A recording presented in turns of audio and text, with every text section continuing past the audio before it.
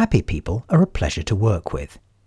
They're also healthier, harder working, and more creative.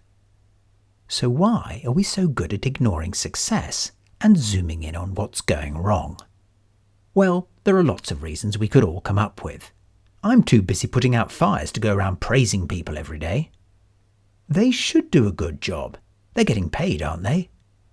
People slacken off if you cuddle them too much. Ooh, praise. It really embarrasses people, doesn't it?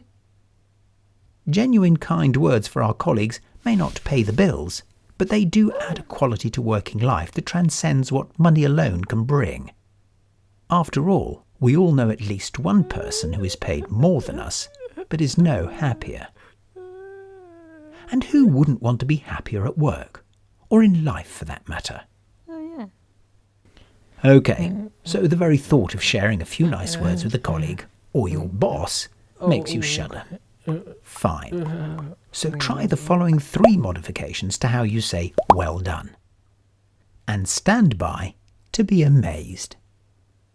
Be subjective. Name your feeling. Be specific.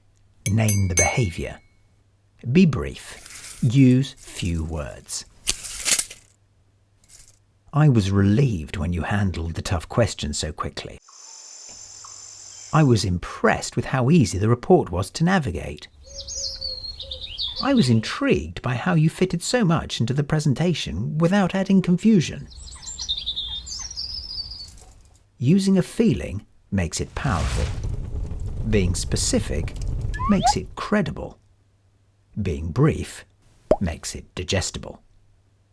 Subjective, specific, brief praise will work on anyone. Try it. You'll be happy you did.